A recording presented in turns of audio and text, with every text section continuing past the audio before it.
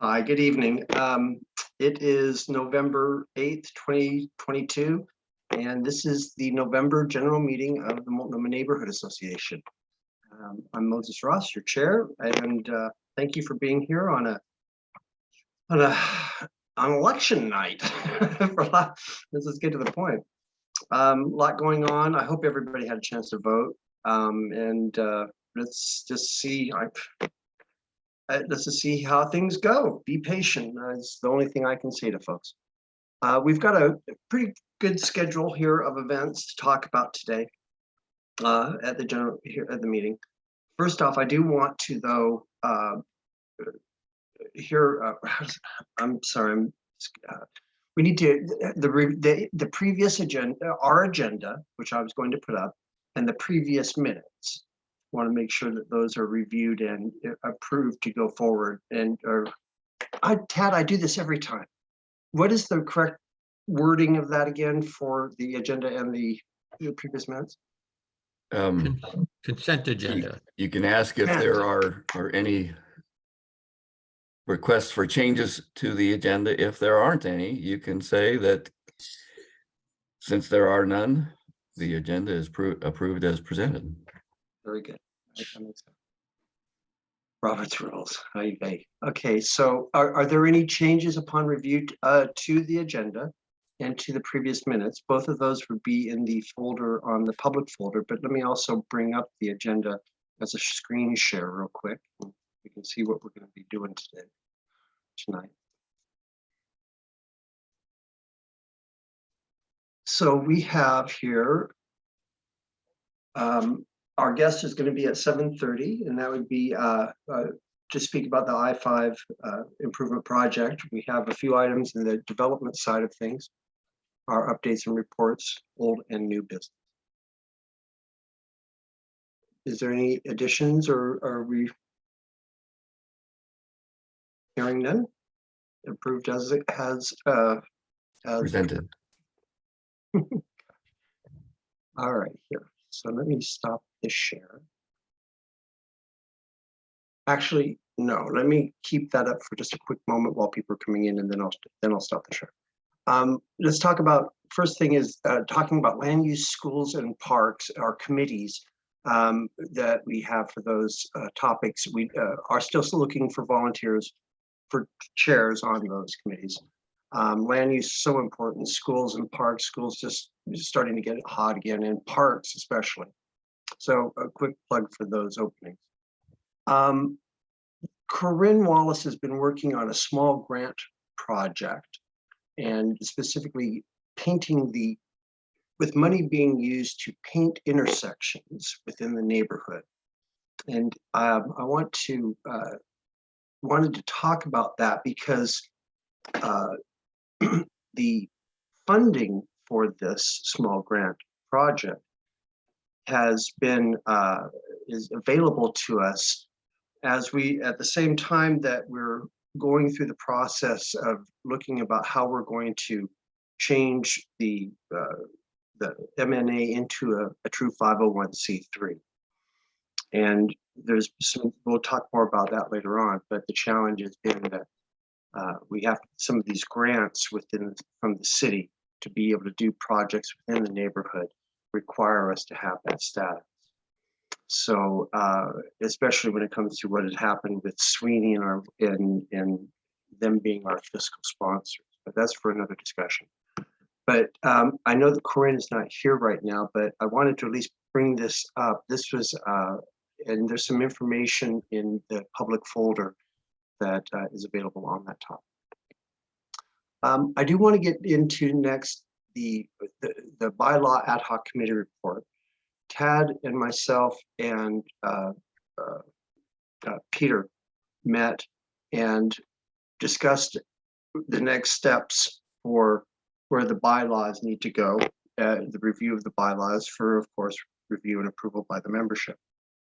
And it was, Tad had pointed out the necessity of beginning first with the updating of the Articles of Incorporation for the Neighborhood Association. So with that as the groundwork, I want to pass it over to to Tad, and he can kind of fill in a little bit of detail about what that report, what he was talking, what the report to the board was all about. Right. Yes. I've been stressing for a while now that it's important to change the Articles of Incorporation first, because it is understood that Articles of Incorporation take precedence over bylaws. So for instance, if both Articles of Incorporation and bylaws have something like term limits, but not the same term limits, the Articles of Incorporation win. And so for that reason, we are proposing new Articles of Incorporation that really just strip it down to the minimum required by the state. And that will then make it possible for the bylaws to include everything that bylaws should include without conflict from the articles. And I'd like to share my screen, if I may. And so here's the motion, and this from the board. The motion is to replace the existing original Articles of Incorporation with the attached Articles of Incorporation that meets only the minimum requirements of the Oregon Corporation Division for Nonprofits. And we'll look at that attachment in a moment. And again, the rationale, as it says here, is that the existing original Articles of Incorporation were created before there were any M&A bylaws, and was written to include terms that are more properly included in the bylaws instead of the articles. Since the articles take precedence over the bylaws, modifying the bylaws now with the current articles in place would have limited effect.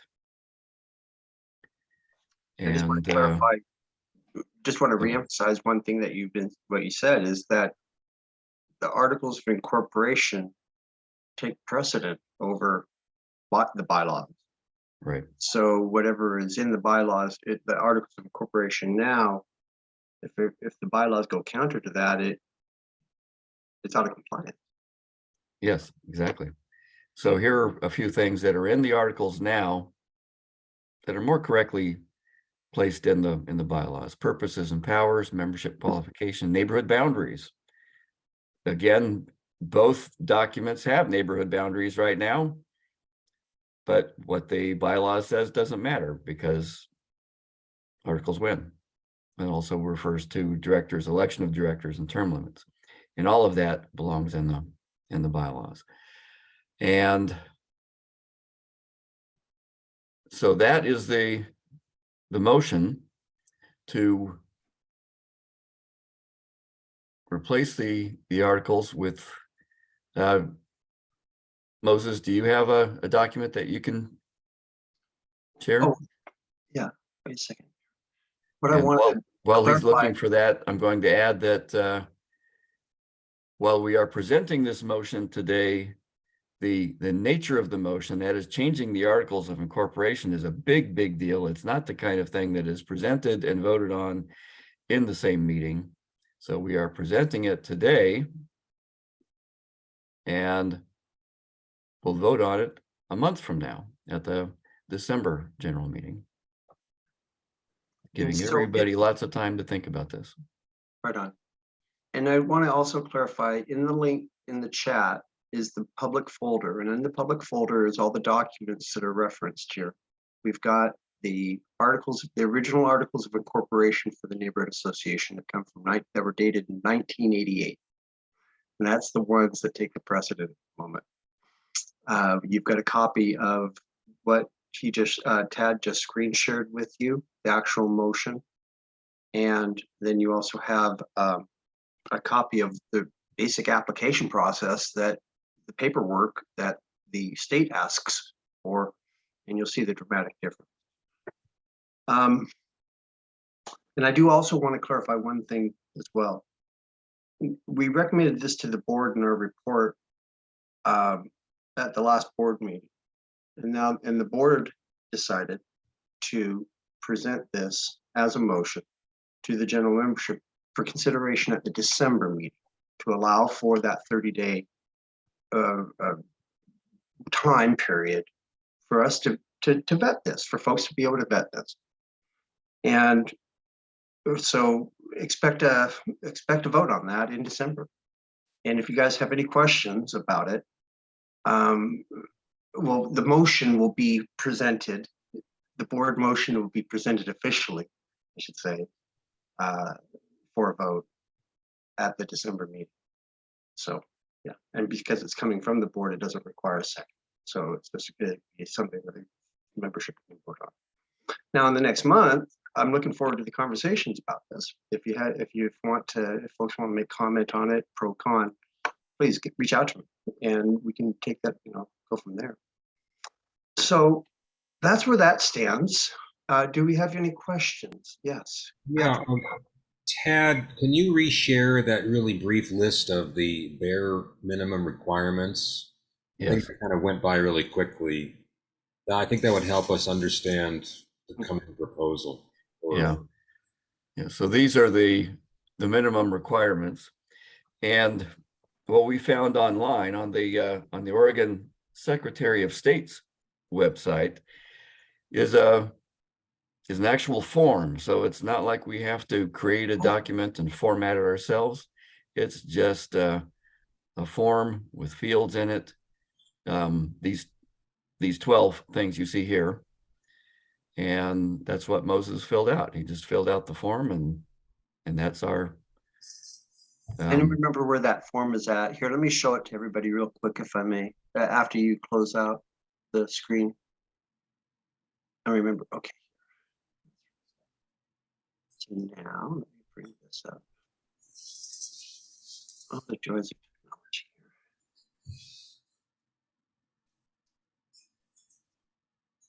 Okay.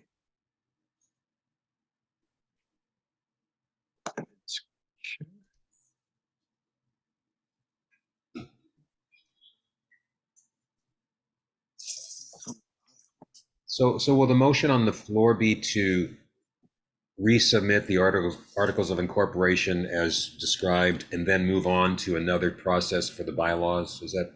That is correct. Okay. And to continue, well, we've been, there's been talks about things that, pros and cons of things that should be added or not be added, but it's not germane right now. I mean, it seems like this is the first step. And then once we take care of that, then we can start to get into that discussion of the bylaws and go from there. There's been talk about it's going to be interesting. I'm looking forward to it. Bylaws are can be fun.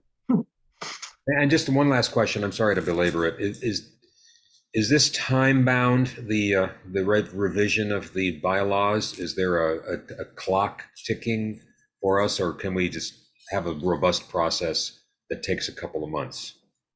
I like the former, the latter, not the former. Okay. All right. Thank you. I like the robust talk. I mean, there's pros and cons to each. I mean, just being very honest. I mean, yeah, we could try to do something comprehensive and boom, or we could take some time and collaborate, make sure that everybody's concerns are taken care of. And yeah, I don't want to try to force this down anybody's throat. I hear, well, you know what I mean? But it should also be time bound to, 3 months ish, probably would be, I think. Well, you're very correct. There's been talk about it'd be neat to be able to have it done by January 1st. I don't think it's going to be able to be done by January 1st, realistically. I think, and then Tad said something to me really interesting, and that is, bylaws are living documents, and so, we still can survive with partial changes versus total changes. Does that make sense? Okay, let me get rid of this. Thank you. Yeah. Okay, so there's that. Screen share there. Okay, so now the check-in, Patrick. Okay, so we're assuming that the officer isn't going to be here tonight, and that's too bad. Yeah, we'll make sure they're here in December. Best we can. Sounds good. Sounds good. I think it's been I'm really happy that you pulled that together. Hey, Moses, I had a question. This is Peter. Yes, sir. When I look at the minimum requirements for Articles of Incorporation, Patrick, thank you for asking to throw that up on the screen again. I see several items that are going to require some serious discussion. The nature of membership in the organization, what would be a successor organization in case the assets need to, in case the nonprofit, or in case M&A dissolves, and where does its assets go? Yep. And then there's something else called other provisionals or optional provisions. Are those, is the process that we will begin at the December meeting to consider those, or will there be a more elaborate proposal before us before December, or are we making that stuff up in December? There are generic disclaimers, not disclaimers. Here, wait a minute. Let me show you this real quick. I'm gonna screen share. If I may. What time? Okay, 7:19. Okay. Let me screen share this again.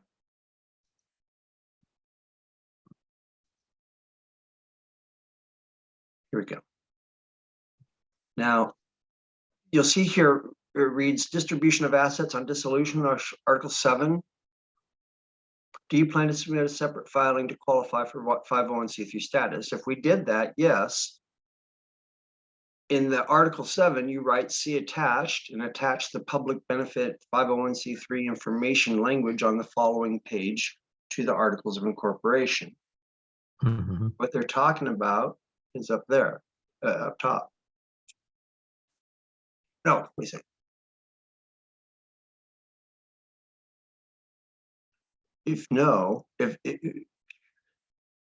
I was following this disclaimer, and the way that I understand it is that they've stuck in a generic verbiage of how those assets would be distributed, be going to a nonprofit organization.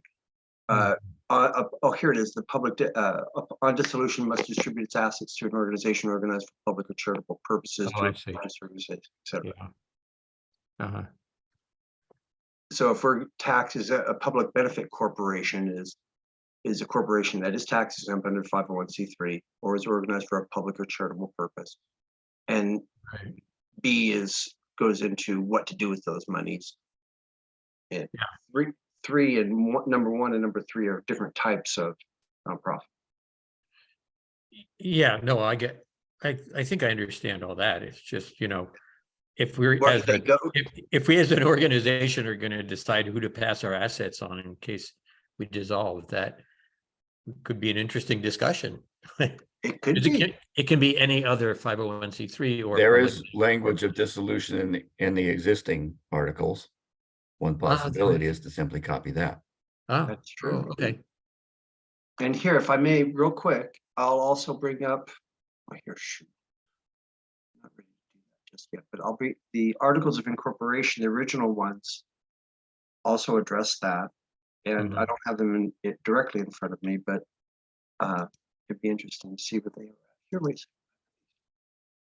I think I've got it here.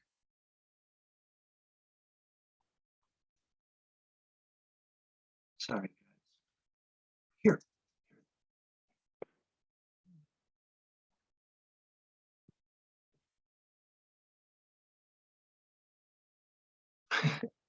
That's okay. It's so nerdy. I don't want same sort of legal language. But Yeah.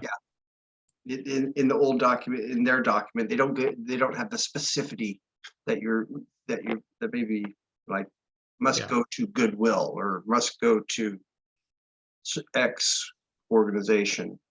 But it is saying that it has to go to a nonprofit. To the type of organization to go to. Okay. Right. Yeah, I don't want to take a lot of time up on this because that's why you're giving us 30 days is to. Correct, but it is some look good at questions and it's good stuff. I mean, I'm glad we're having this conversation. I know that this is pretty important for us. Okay, so hey, it is 7:22. We are ahead of schedule. We can, let's see here. Let me fill some time if I may. Patrick, when it comes to committee updates, do you have any activity with or any of an update that you'd like to give for public safety? I guess the good news is no, it's been kind of quiet, and we've haven't had much activity in the last 4 weeks. Right on. Hey, maybe that is good. I do know that the Adopt One Block project program is something that you may have an interest in, or maybe you began the discussion, I'm not sure. But we'll be talking about that here in a little bit too. Okay. Yeah, that's a great program, as you guys probably know, and they're really active, and I think they've grown to have a lot of connections and affiliations around the city. So I look forward to that discussion. Okay, good deal. Hey, you know, and Will just reminded me, maybe we should do some quick credentialing just to document where we're at here as far as who's on the call and forums and such like that. And while we've got this additional 7 minutes before our guest speaker.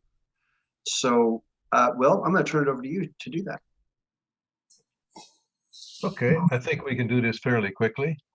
What we're doing is taking attendance and making a record of how many members were present at the meeting to make sure we have a quorum.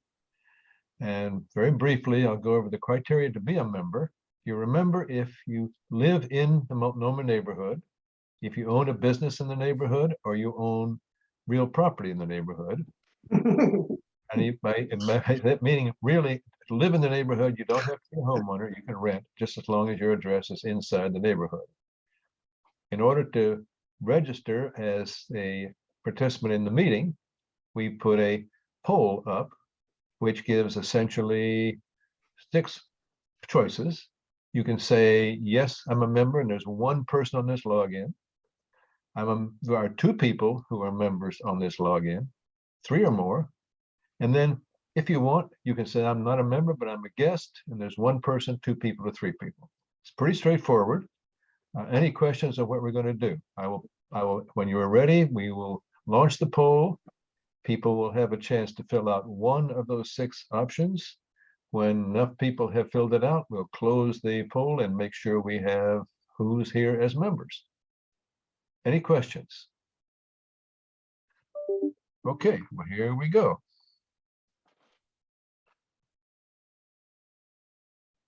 I'm launching the poll, credentialing members of MNA.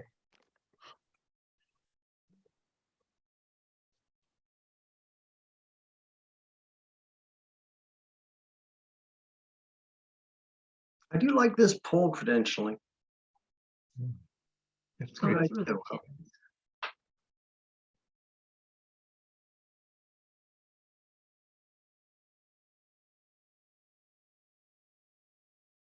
Stories of technology. Couple more people to come in. We have 10 of the 12. If anybody is having trouble using the poll, we'll ask to have you say orally who you are and how many people are on the login. I see 10 out of the 12 possible. I am not able to do the poll because I'm the host, and Moses is not able to do it because he's a co-host. So we get added in manually. But I'm not seeing any more, so I'm going to end the poll. And then I'm going to share the results. Okay. So here's what we have. We have 5 people who are 1 member on here. There are 3 logins who have 2 members. And there are 2 guests out there. Great. Okay, so what we now do is say, okay, we've got the 5 logins with 1 member. 3 logins have 2 members. So what we do is we add the 3rd member. So we do 5 plus 3 plus 3, which is 8, 11 by my count. And my math may be off, so if I'm not doing it right, somebody yell at me.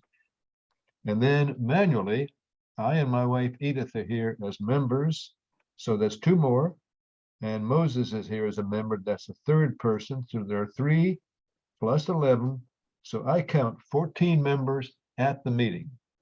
Is there anybody who was a member and not able to use the poll? Speak now or forever hold your peace.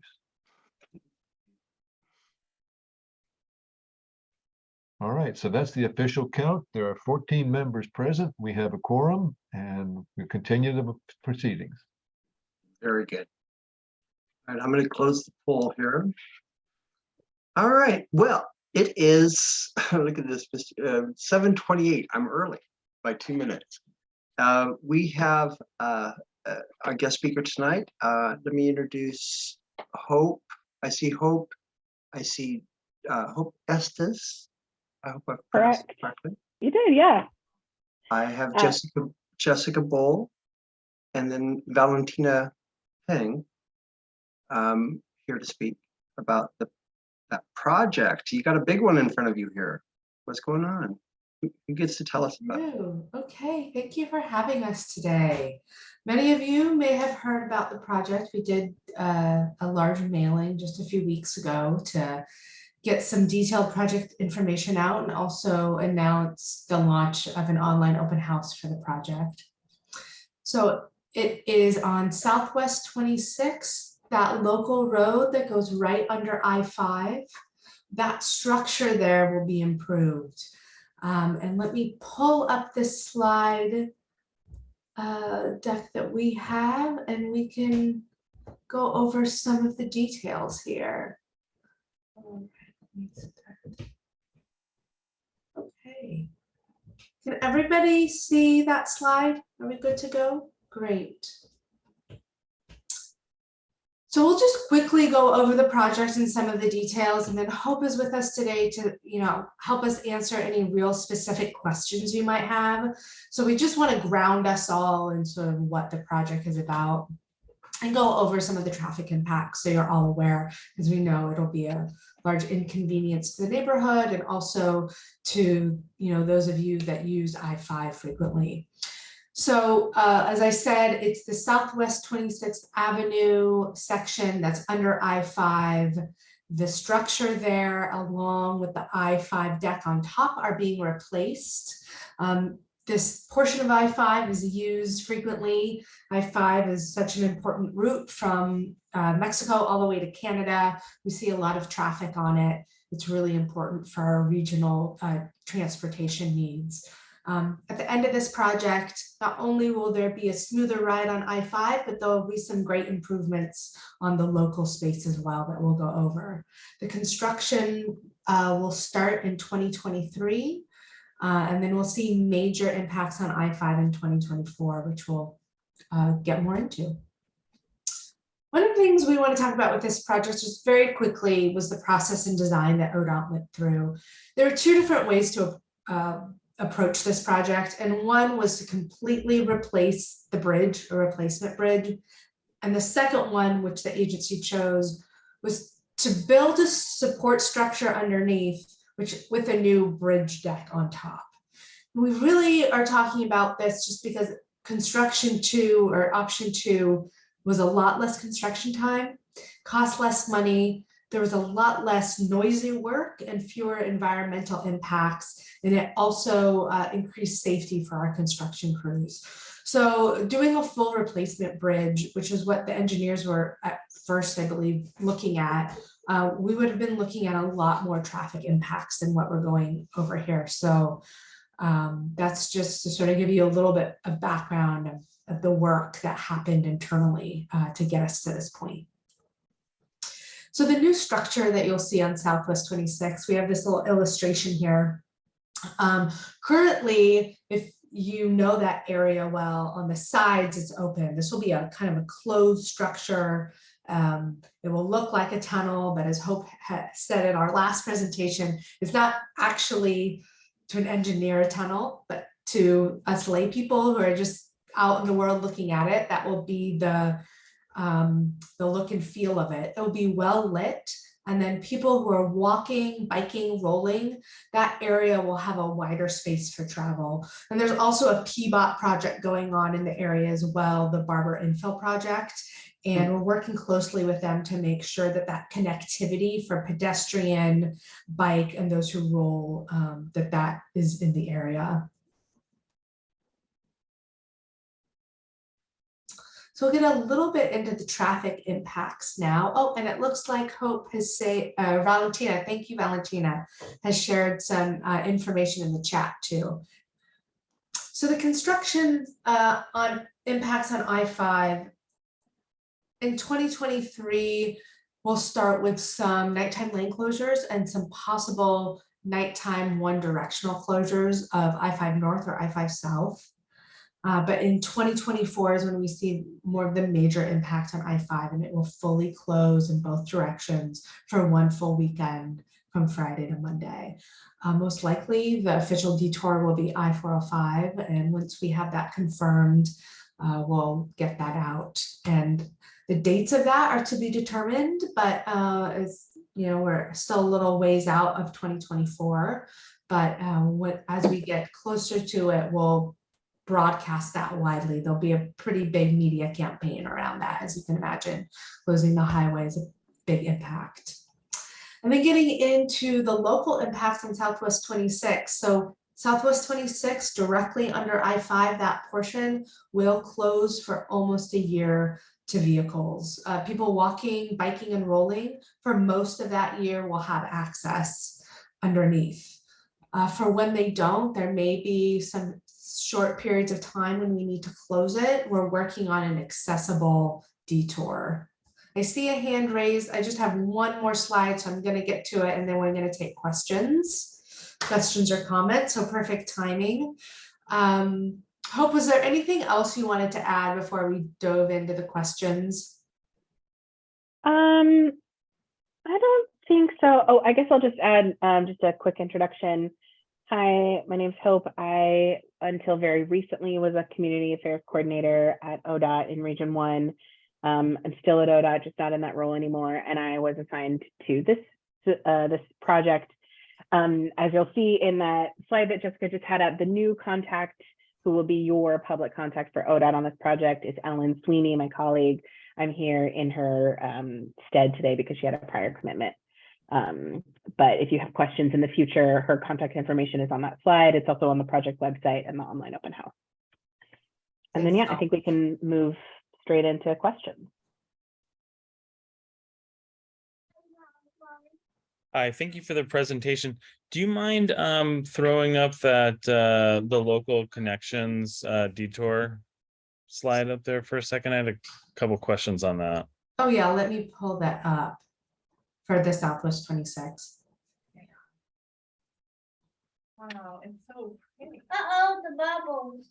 Bubbles are coming. So my initial thought on this detour, first off, is Southwest Capitol Highway is actually closed down. If you might be aware of that. So is there going to be, and that project should have been done by the end of this year. However, I believe it's going to continue into next year. Is there going to be some sort of reconciliation of the project schedules? Yes, I believe there will be. We got a similar question at the Arnold Creek meeting a little bit earlier tonight. What I don't know is like an exact or really estimated date in 2023 that our work is going to start and that 26th Avenue closure is going to start. I mean, as you can see, a lot of that detour is on Capitol Highway. So obviously we can't detour people there if that section of Capitol Highway is closed at the time. So I think there is coordination happening. I need to go back and talk to the project team and maybe have Ellen report back to you all maybe later this week or next week with just some more specific details and maybe an estimate of like when the city is going to finish their project and when we are going to start ours. So Hope, I'm sorry, let me just make Yeah, go ask, ahead. if you've got some kids in, is that your children, Stefan? Oh yeah, are they noisy here? I go on mute if I'm Oh, not. I was having some challenges hearing her, but I'm sorry, I know it's a cost of Oh, doing no worries. business. I can repeat myself if that helps. Just if you don't mind, ma'am, I was having a problem hearing you on that. No worries. No worries. So the gist of what I was saying is, obviously, since a significant portion of this signed detour that we have planned for the Southwest 26th Avenue closure is on Capitol Highway. We can't detour people onto a street that is closed. That wouldn't work.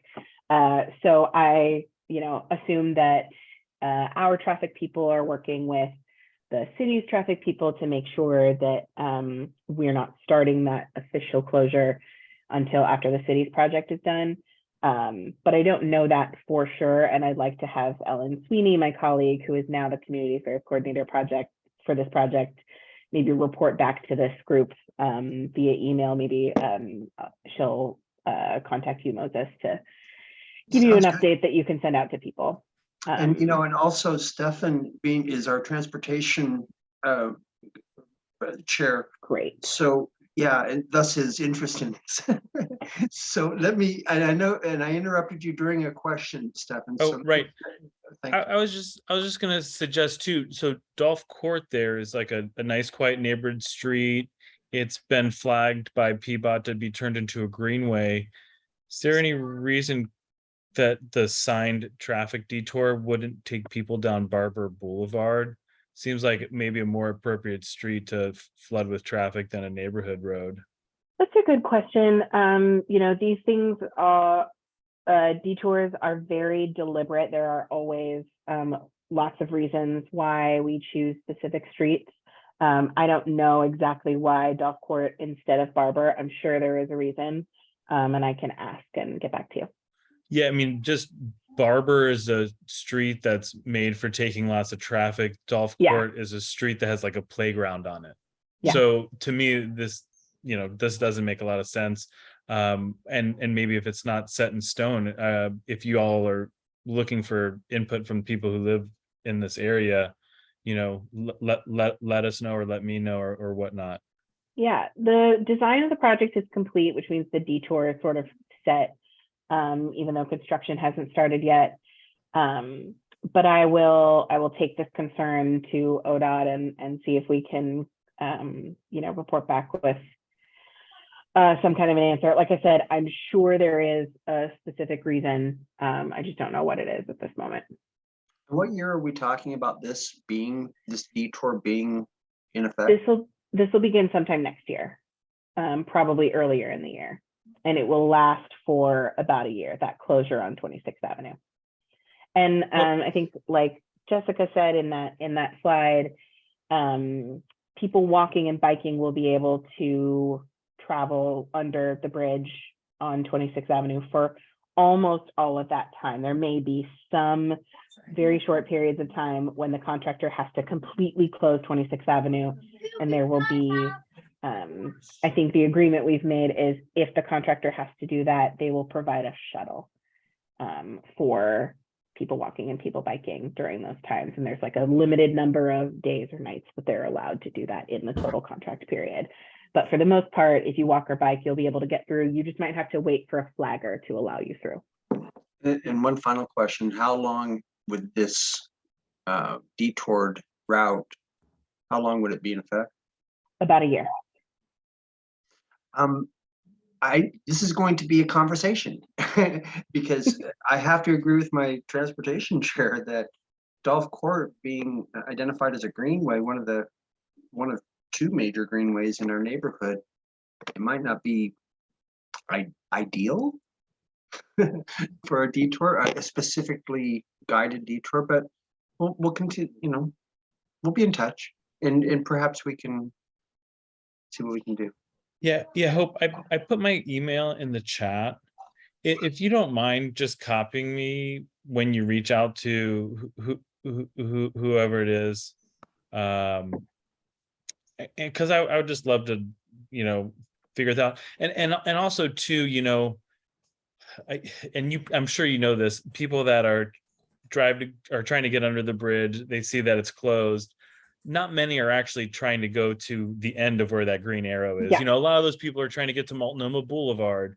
Yeah. In which case they'll just go to Capitol Highway and just stay on Capitol Highway and that'll be fine. Exactly. And I would say that 90% of this traffic is probably local. Unfortunately, what happens is once I-5 backs up, that Taylor's Ferry exit is where people just start to go, oh my goodness, it's dark purple on my ways all the way into Portland. I'm getting off right here. And then they're going to get sent onto the local roads. And so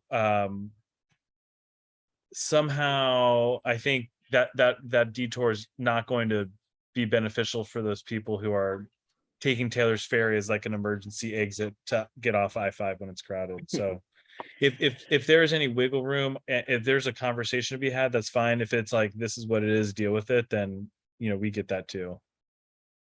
Great, thank you. I am writing your email down so that I can include you on that response. Why they call it community involvement. All right. Are there any other questions so far? This is an intriguing project. I did happen to notice that the underpass will no longer have the slants. In other words, folks won't be able to Correct. hang out up near the freeway, underneath the freeway, basically. That's correct. And that is not, it's not why we designed it that way, but it is a reality that'll, you know, it's something that'll be true about the structure, is that no one will be able to kind of camp out in those spaces that are now open. Interesting. Yeah. Well, they made the change to the design for stability purposes. Yes, and so or is that? Yeah. So the bridge deck is I think it was built in 1959, so it's just nearing the end of its useful life. It is not unsafe today. It's just nearing the end of its useful life, is what the engineers like to say. And so we knew we needed to replace the bridge with something. And so we had those two options: replace it with a regular bridge and cause a lot of traffic impacts and a lot of pain, cost a lot more money, or build something that's not quite a bridge, but also not quite a tunnel. I think sometimes our engineers like to call it a buried structure. I think it's going to be very cool, because essentially they're going to build the new structure underneath the existing bridge. And then during that one weekend in 2024, where we close I-5 entirely from Friday night to Monday morning, they'll basically peel the concrete bridge deck off from, that'll be the only piece left over from the existing structure at that point, and then pave over it. So it will no longer be a bridge when it's done. Technically. Hope Yeah. also too, if that detours for that one weekend closure aren't set in stone, and you need any input from the community on what streets are good to use and which ones are bad, let us know also, because that, I'm sure, will be like a busy weekend, and it'd be unfortunate to have all those cars going on neighborhood streets when there's like Barber Boulevard available. Yeah. Will, you have a question? And it's 7:45. Yeah, it's a quick question. I may have missed it earlier, but in the map you showed, there was a little circle up near Multnomah Boulevard, not the big circle near 26. And I didn't catch what that had to do with the project. I think Jessica. I noticed that as well, and I think that I may have pulled up a version where that was just left in. Oh. So I was Okay. wondering That if anybody happens else saw it, so you have an eagle eye. Okay, We thank had you. at one point had other information on that map. So that's Sure. what you're saying. But this is We'll clearly update. for a full year with a major detour in a big area. It's going to be a big impact, especially coming on the heels of people who have put up with Capitol Highway being closed up. So kudos for you guys for giving advance notice and working with the community to get it taken care of, as uncomfortable a way as possible. Yeah, we're certainly trying to, but we also recognize that even though we all think that this is the better option, because it's a lot less impact for all of you and for people on I-5, it is still a year of closing down a street that is quite important to a lot of people nearby. So it was always going to be an inconvenience, and we appreciate in advance your patience with that. Well, coming out and talking to us is a pretty big, is the first step, obviously. And, when you reached out to me last month, it was like, okay, this is going to be on, this is coming up. So yeah, it's good to know that. We've been hit pretty hard lately with a lot of construction on Capitol Highway, and then previous on that, Multnomah Boulevard, and it's still going on there, but I know that it's worth it, right? Okay. Does anybody else have any other questions for the folks, for our guests? Mr. Peter, please. Yeah, hi, Hope. This is Peter. So right up 26th Ave, there is the overpass of Barber Boulevard. And is that completely unaffected by this project? Yes. Okay, It is. that was easy. Yeah. Yeah. The like actual construction is really just like the area immediately around the existing bridge. Hope, question for you. I tried to go quickly to those links that you posted in the, but and neither of them was I able to find that local detour that you had in your slides. Can you share your slides with us or email them to Moses for him to distribute? I would love to have a copy of that for discussion purposes. Meeting Yeah, with Southwest Neighborhoods Association Transportation Chairs next Monday. And this has basically been our main topic of conversation of late. Yeah, we can send it to you. It's not up on the website yet, since we're still some time away from construction. We're really doing sort of these small community presentations to let the key community members know. That detour will probably go out to the wider public in email and website probably in early winter, once we have some dates to construction, but we can certainly share. Okay, great. Share slides. Do you have a contractor on board? No, I don't believe so. Okay, is that RFP for a contractor out on the streets? Oh gosh, I think so. I don't Sorry. know what the, no, it's a good question. I don't know what the bid let date is. Okay, just curious. I think it's pretty soon though, because we have hit PS&E, which is design completion. So all of that is done, which means we're often bid let is like a couple of months after PS&E, and I think PS&E was a month or two ago. So we're getting close to having a contractor on board. I just haven't heard anything about it yet. Right on. Thanks. Engineering speak. Yeah, sorry. It's okay. That's about the extent of my engineering speak knowledge.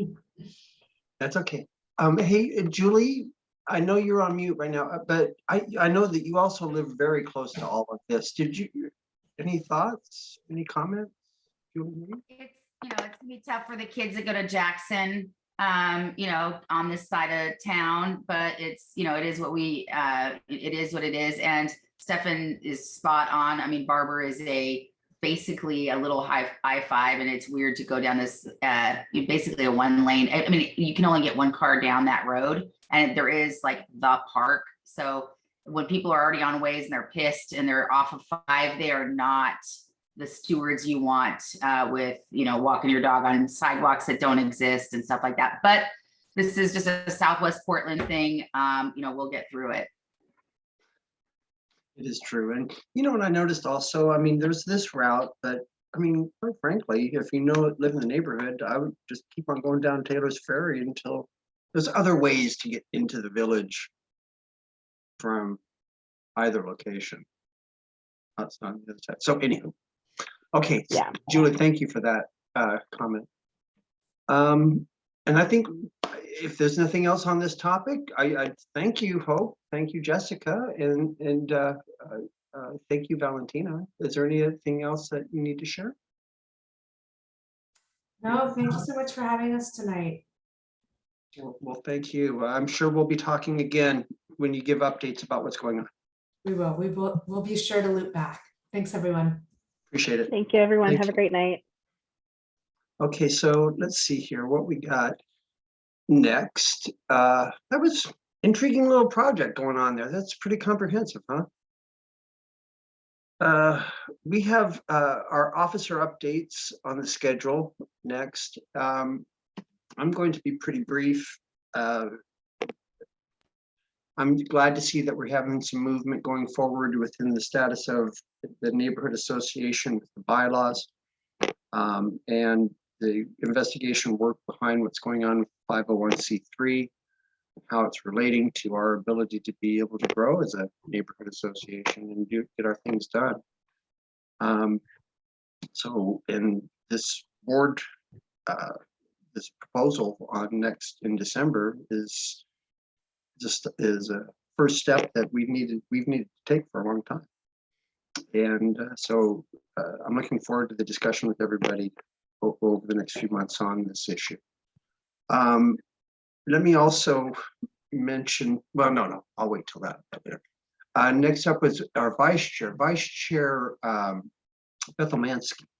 I heard from Beth's daughter here recently, and she is on the mend. She did have to go to the hospital for a little bit because of her illness, but she is back and on mend, and she'll be joining us at the next meeting. So keep her in your prayers, guys. Next up is our treasurer. Tad? Financial report is the same as last month. Again, $171.29 in the general account, $362.28 in the community events account, $81.81 in the land use account. That makes a total of $615.38, just like last month. Very good. You know, and we have some upcoming expenses that are going to be presented here soon. And we'll be talking about that when it comes to the technology ad hoc committee because we need to start getting our own stuff with the Google Drives and things like that. So we'll touch on that. And of course, we won't spend anything until we get it all figured. Next up, Julie, do you have it? Is all good on the secretarial side of things? Have we got our records together? Everything's good. Oh, that's wonderful. Very good. And you're back. I don't mean to always dog you on this, but I still love seeing your travel pictures. You and your family going so all over the place. So are you in town for a little while? I leave for Panama in 11 days. Super cool. Good. Have fun. Okay. So that's our officer reports. Let's get into the committee reports. We did our public safety one with Patrick a little bit earlier as filler. Let's go into the equity and Will Fuller's West Portland Town Center. Sure thing. Okay. The equity committee is involved in actually 3 different things that I can mention, but let's go to West Portland Town Center plan. This is West Portland Town Center is the area up by Barber Foods and the spaghetti feed of the various intersections going on there. What's happening with the plan is about 200 and some pages of a plan that's gone to the city council and will be voted on the meeting of November 16th at about 10:20 in the morning. If you're interested, if you go to our website at Multnomah Neighborhood Association and go to land use and West Portland Town Center plan, you can learn more about it. It's quite an interesting process. The big deal about equity for it is very simple. It has built-in components where low-income people, people of color, immigrants and refugees that already live there are being protected from being gentrified out of the area, so that the development in there will not be market rate high rises for the gentry, but something for everyone of all income levels, as well as the people who are already there in low income housing. That's a pretty big deal. It's a very interesting process. And the organization that has been spearheading that equity part with full city approval and funding is the Southwest Corridor Equity Coalition. And I recommend people look into, it's called SWEC. Look into what SWEC's doing, how it's organized, and what's going on. It's a big equity thing. The other equity situation that we are dealing with is keeping the neighborhood association as representative of all the people in the neighborhood as possible. It's always a challenge because only a certain number of people are interested in going to the meetings. But on the other hand, everyone has an interest in the neighborhood in some way or other, and people who are not normally, again, considered to be part of the usual suspects, namely renters, people low income, people of color who don't feel welcome, should be welcome. And that's how we're trying to structure our operation. The essence of the equity group equity effort on my part is pretty simple. It is that we treat everyone in this neighborhood with respect and courtesy and inclusion as much as possible.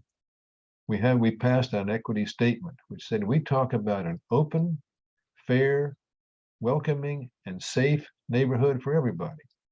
And that's an important part of the thing. Including everybody means everybody, including people who sleep under bridges to some extent. If they're in the neighborhood for a while, that's an important part. It's a difficult area. And the final piece, we have been collaborating with the Multnomah Village Business Association's Equity Committee. They have been working on keeping businesses more equitable, appealing to different people who don't normally want to shop in Multnomah or don't think they're welcome there. And so I've been going to their meetings and they've been collaborating with us, have a joint effort to build equity into the businesses as well as the residences. And that's the equity report. Very good, sir. Thank you. I'm gonna leave the stage on to you for communications. Any kind of an update going on with communications? I know the messenger has been looking really good lately. Yeah, we've been putting out at least monthly email messenger, but it's a little newsletter sort of thing with brief articles and links to more detailed information as you see fit.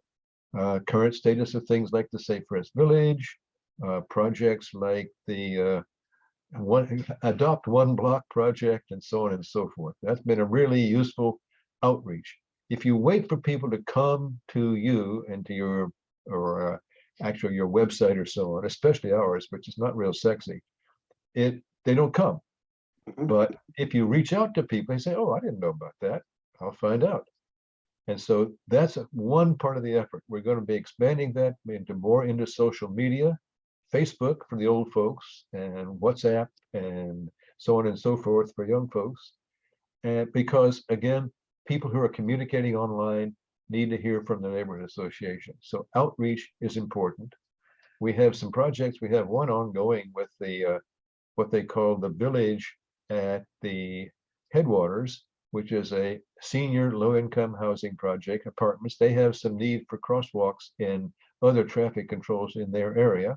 They've also had a real issue with crime, things like catalytic converters being stolen and other vandalism, because that area around the 26th has been a major place for homeless to hang out.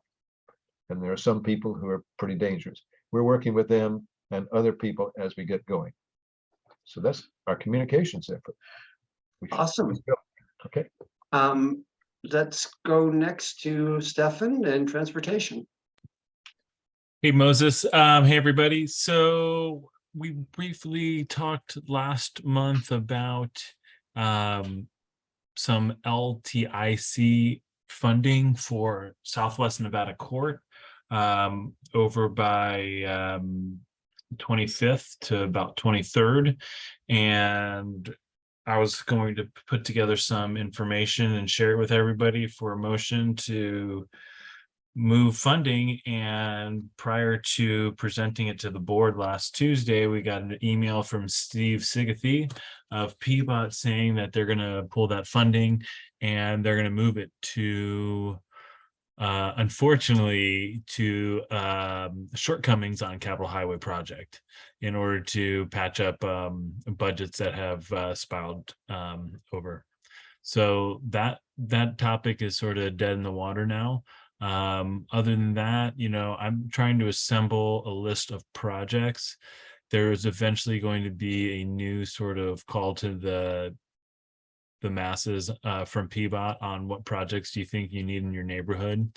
So I'm trying to assemble a list that Multnomah neighborhood can get behind. So my email is already in the chat. So anybody on this call, if you have ideas or will, those intersections over by the villages you were talking about, please get them to me so I can start assembling what people want. And that's really about it, Moses. Oh, that's good stuff. I mean, I know that the Nevada court discussion, presented a opportunity for us to be able to put money where we wanted it, to get some money for improvements. Mm-hmm. The battle continues. And I think we've still got a long ways to go. I still want to get Falcon taken care of with you. Yeah, there's I got some more emails. It's churning away, but a recent, there's 823 safe tickets. Well, they got the 823 safe tickets and reviewed them and said, okay, we're going to fix this. And I don't know if you've noticed, but they have replaced the yield signs with taller yield signs now. And so it's all fixed. So taller. Yeah, they've replaced the yield signs and made them like 4 feet tall to about 6 feet tall. So yeah, big changes. Your tax dollars at work. I didn't mean to laugh, but that's kind of Jesus. Okay, I'll have to drive by there. All right, next up, ad hoc committees. Let's talk real quick about some. I know that you've had your discussion. We've had our little subcommittee meetings on technology and the 501c3.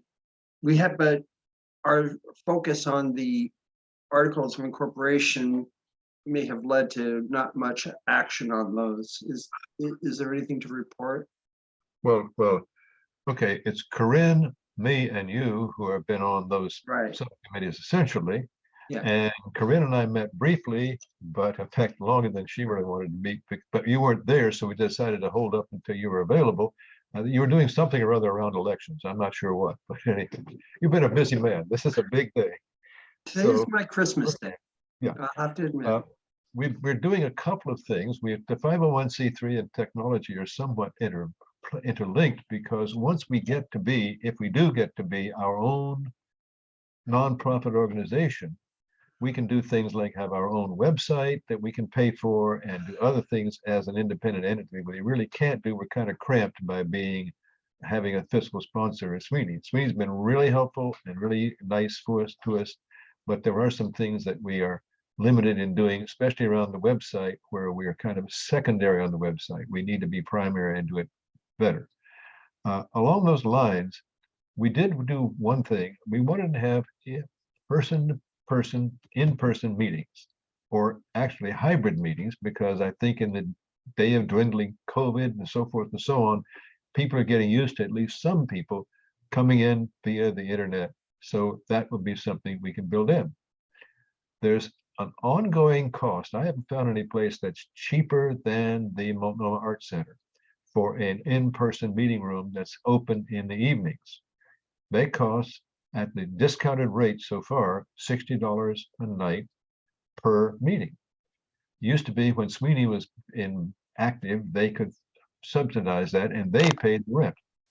But that comes out to about $720 a year for 12 meetings for just the general meeting. We can, as long as Sweeney is around, we can meet the board in the Sweeney room at no charge. But a general meeting with 20 people or so, you got to have a bigger room. We're going to be talking to Civic Life. I'm proposing to see if they can do something about subsidizing that expense, but right now that's not in the cards. There's also the cost of the equipment to do a good hybrid meeting. The technology is pretty well worked out. You have some microphones and cameras, and there are all sorts of setups you can have. The ballpark estimate to do it at a budget is somewhere from $200 to $500 in a one-time expense. So some fundraising to get that to happen, or a grant or so forth, is well within the right? So if we had a hybrid meeting, we're talking about a one-time, call it $500 plus an ongoing somewhere around $50-60 a night, unless we can find a cheaper place.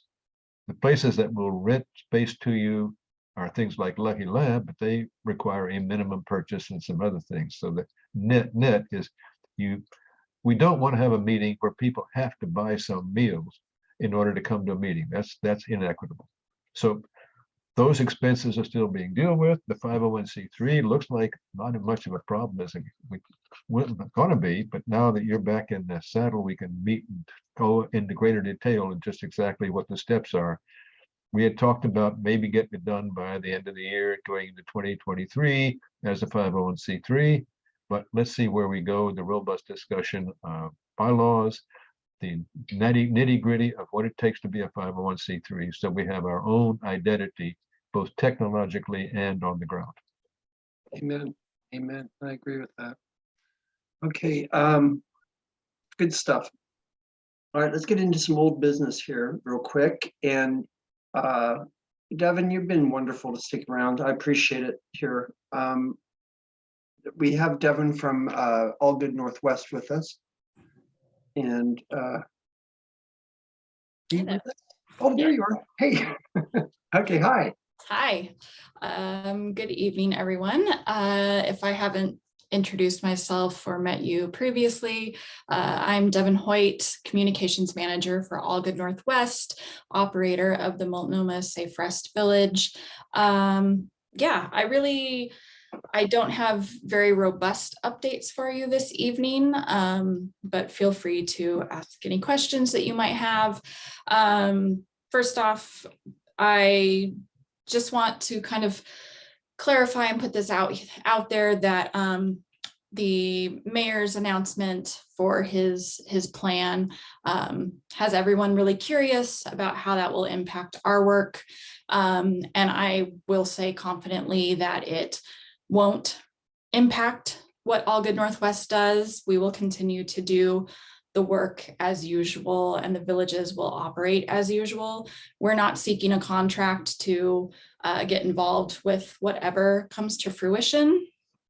But as outdoor shelter providers, you know, we are willing to offer any insight in terms of how they will plan for their operations. But yeah, there's been a lot of questions about that. So I just thought I would put that out there.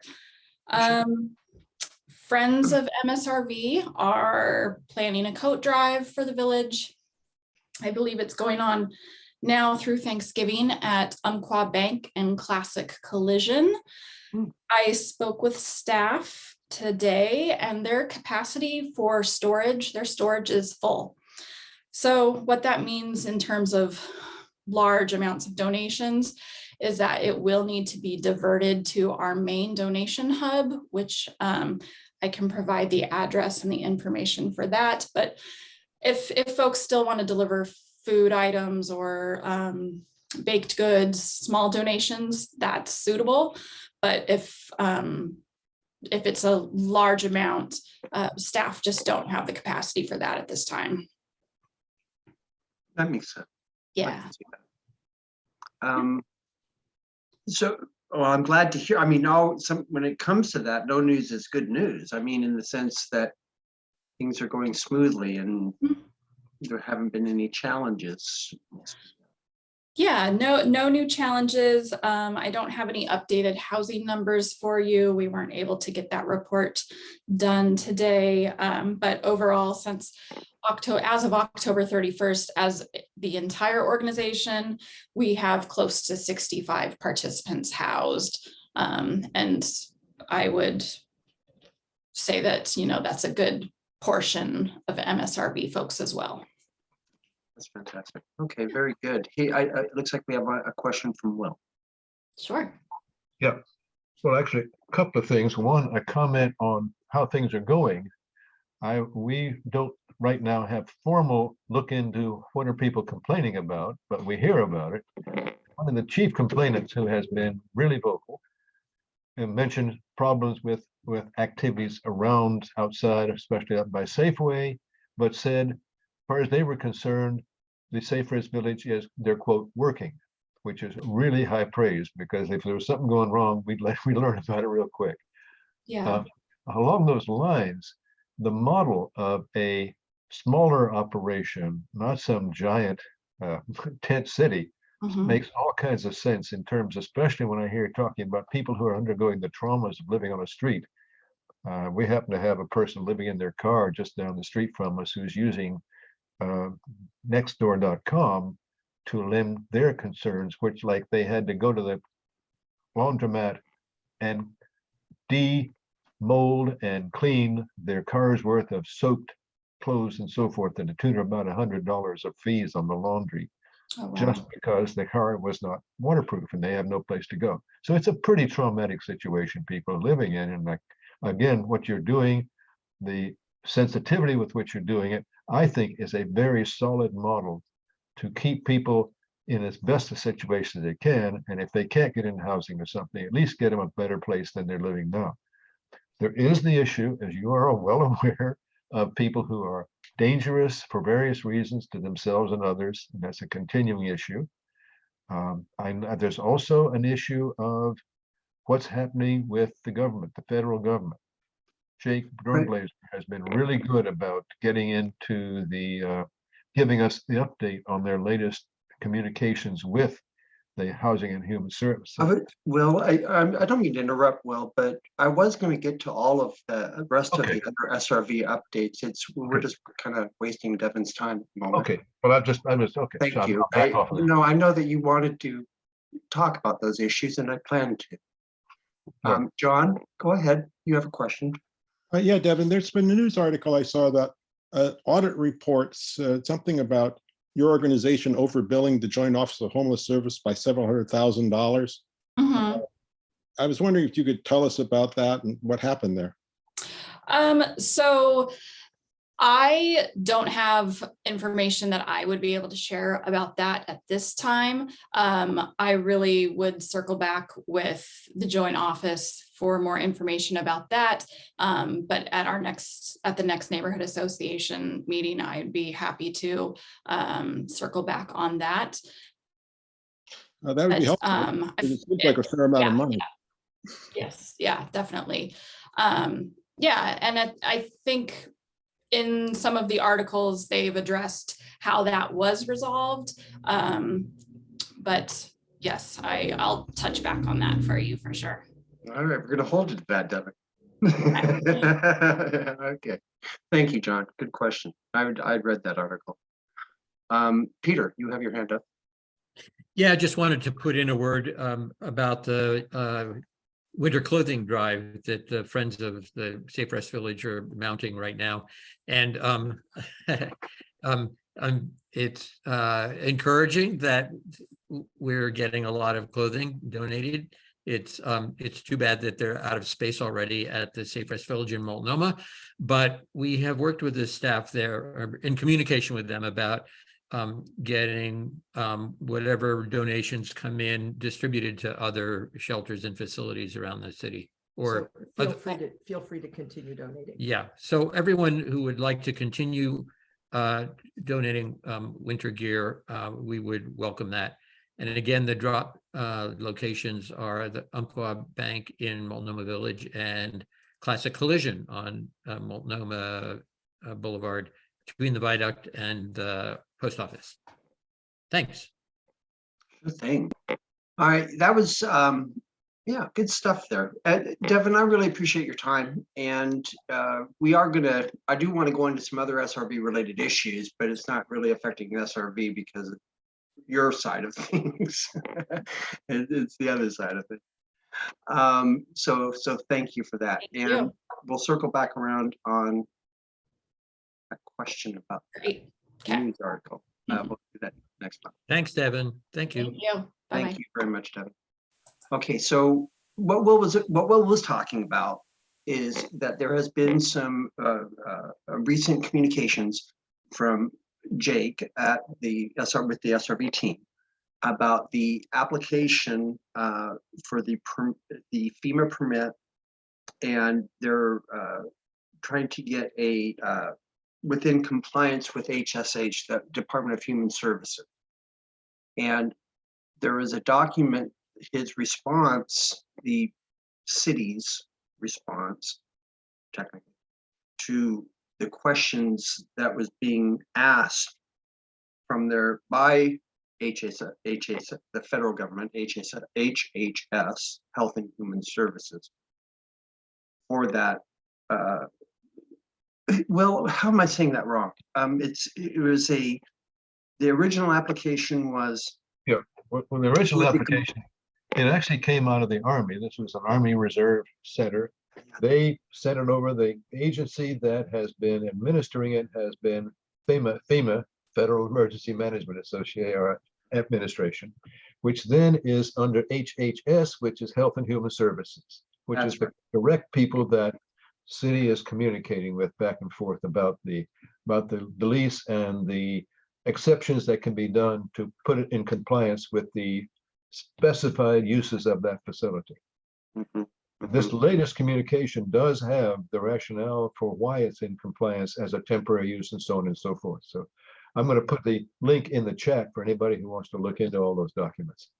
And Will, we do have, what's really kind of neat is Will has kept a log, or not a log, but has an archive of all the communications that we've received on this issue on our website. So, and this document will also be there. Is what If you're having trouble sleeping, it's a great thing to start. 100 and some pages. Okay, good. Let's see. So, and that's and I also want to also address a rumor that had been rumbling around. I found, oh, Corinne just is here. Yay, Corinne. I want to address something about, you know, the mayor had talked about these big, huge 500 shelter seat cot shelters, emergency shelters that he's talking about. And there've been some rumblings or rumors that, you know, it was going to be here in Multnomah Village at the Armory. I've gotten I asked Jake about that specifically, and he's assured us that we're not even on the list. It's not appropriate for that facility, and that we're not on being considered. Our neighborhood is not being considered for any of that.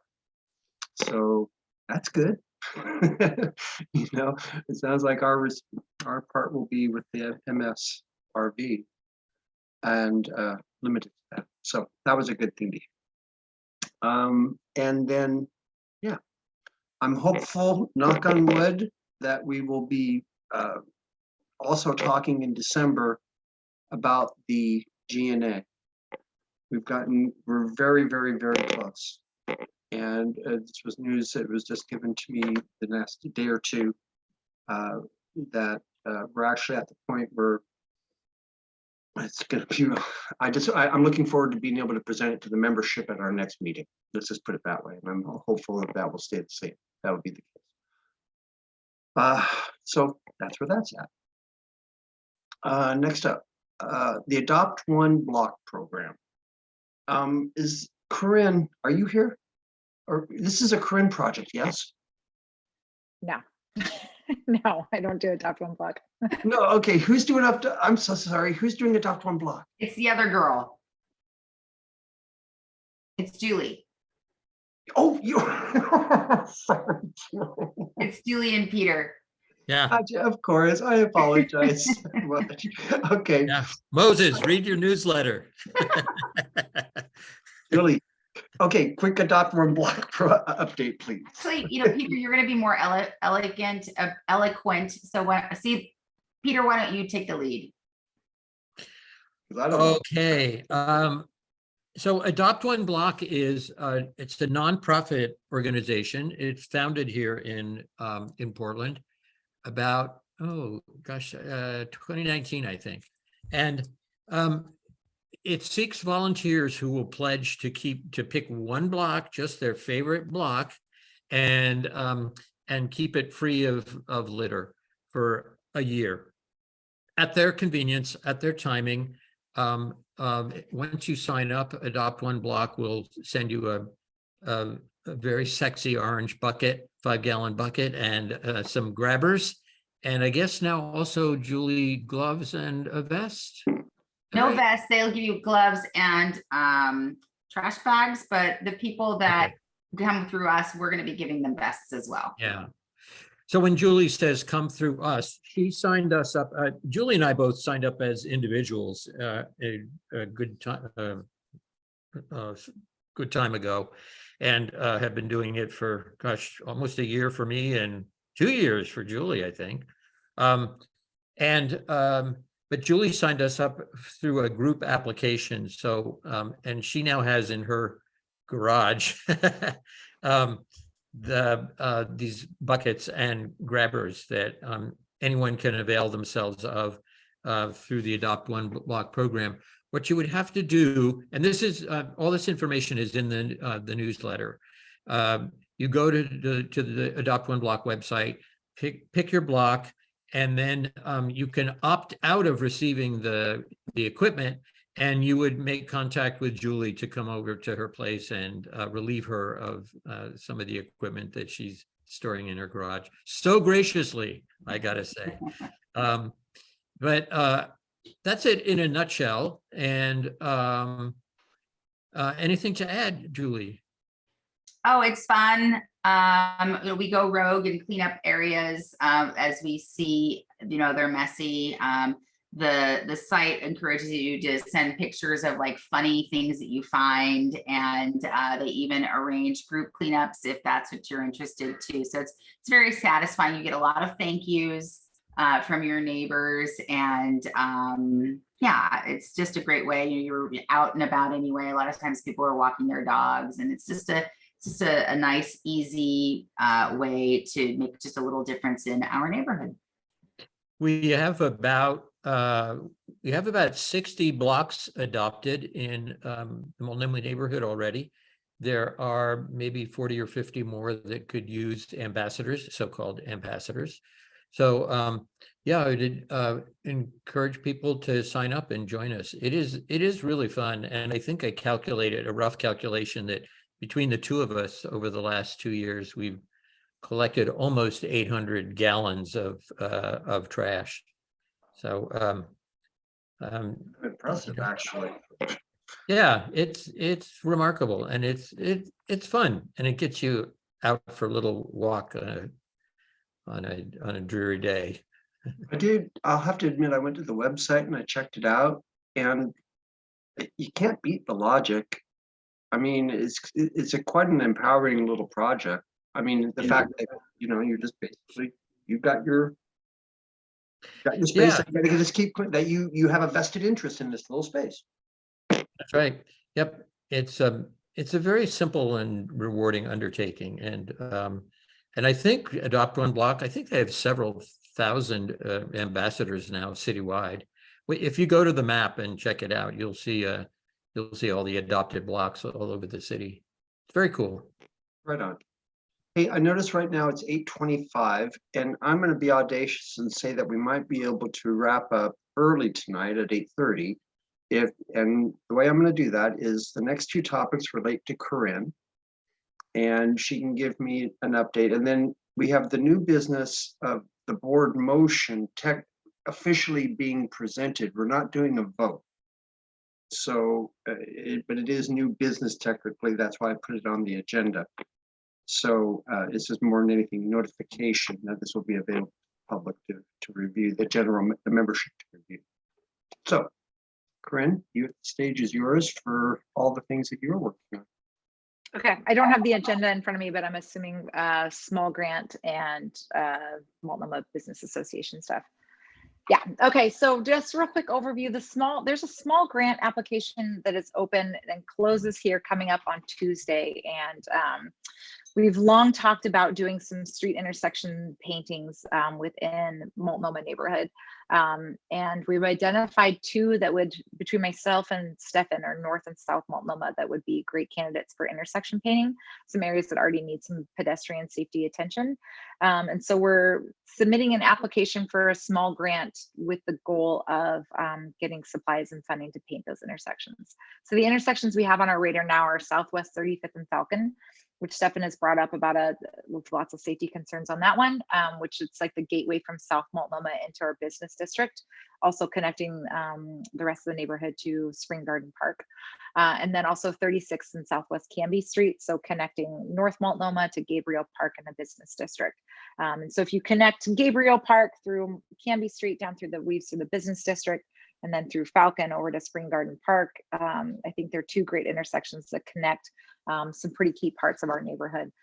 So we plan to submit a small grant application, a meeting with Leah Fisher from Civic Life tomorrow to talk through our application to make sure it's hopefully at its best with success in mind.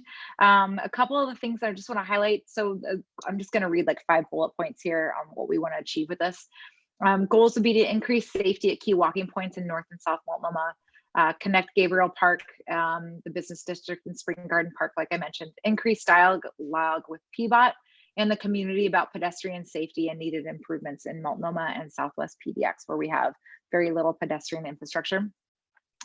Seek diverse artists to design and implement intersection art and use grant funds to pay their fees, so making sure that we're paying them equitably.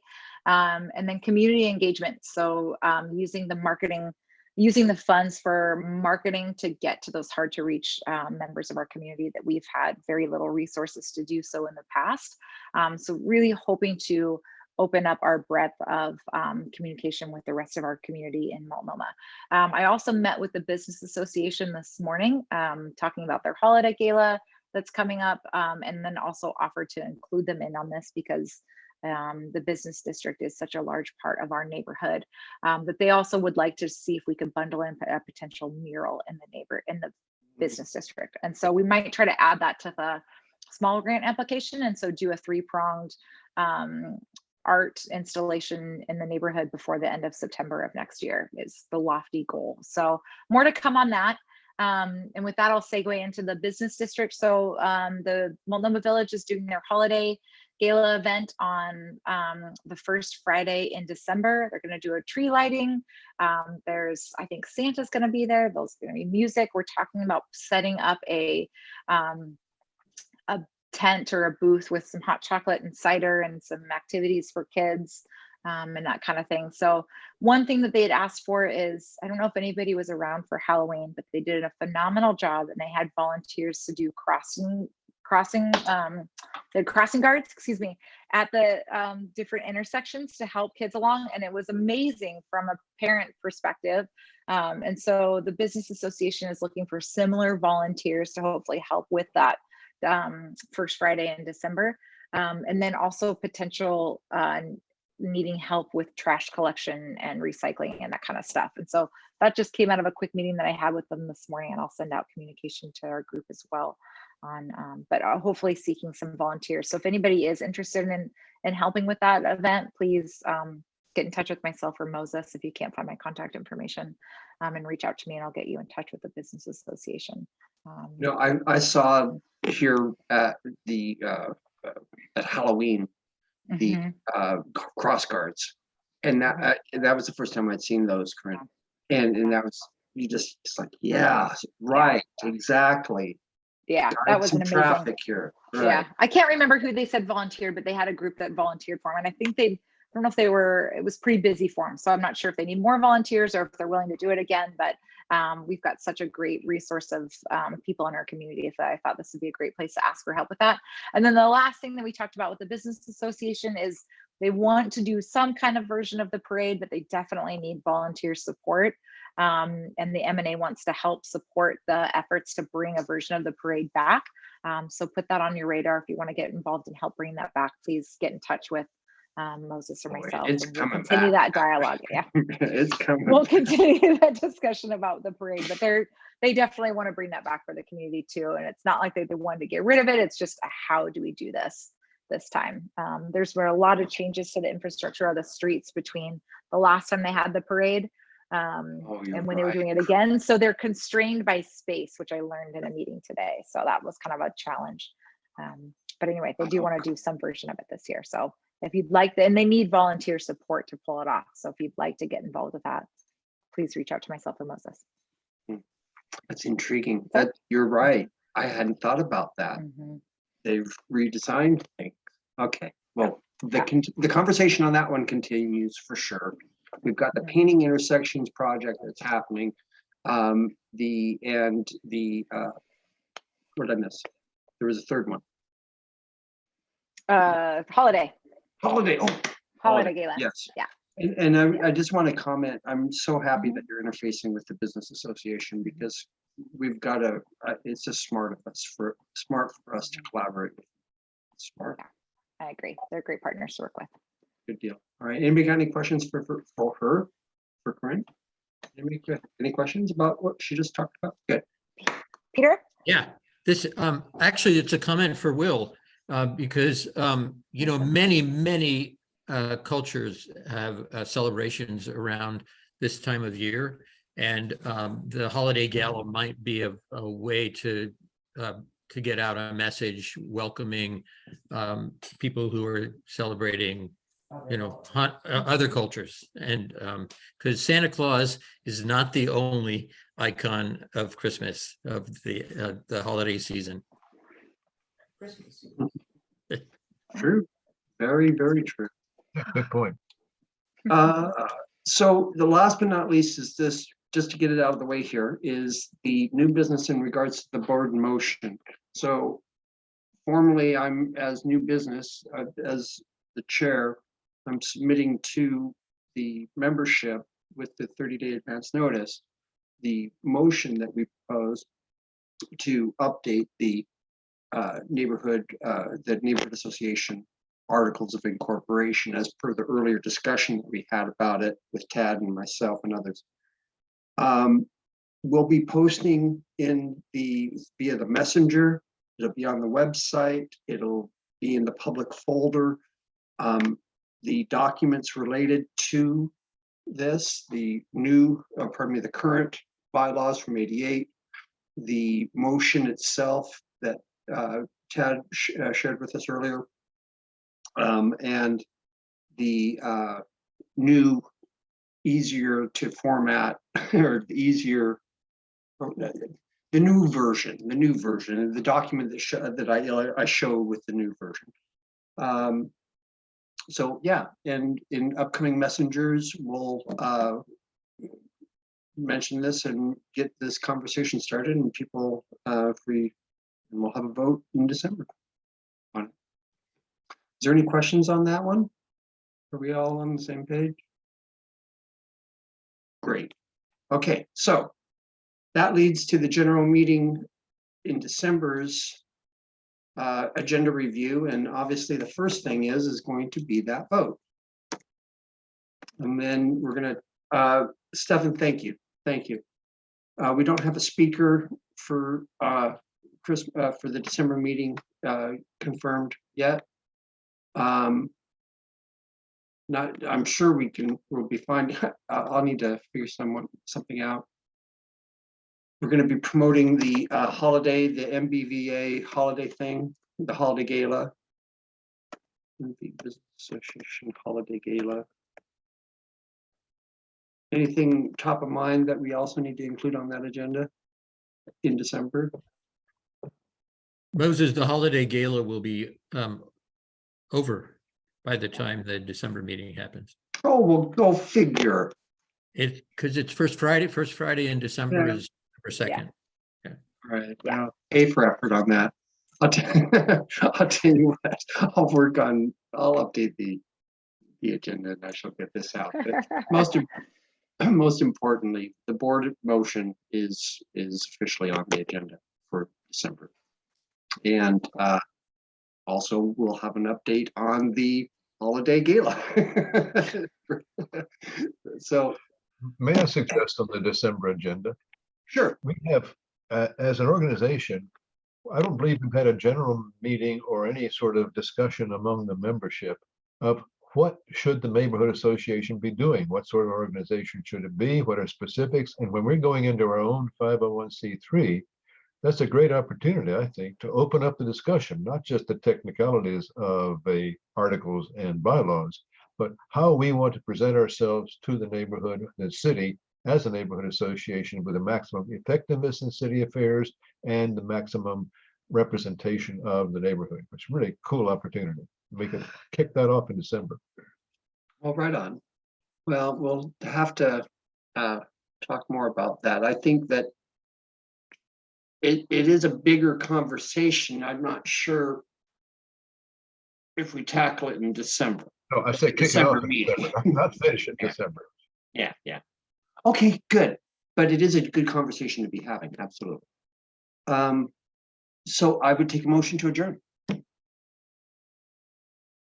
I so move. So moved, my music to my ears. Okay, this meeting is adjourned officially. Wait, you need a second. You No, I need a don't. second. No? Darn, okay, give me a second. Somebody give me a second, please. I second. Just to be official. I Okay, second. yay. Thanks, Okay. Julie. Okay.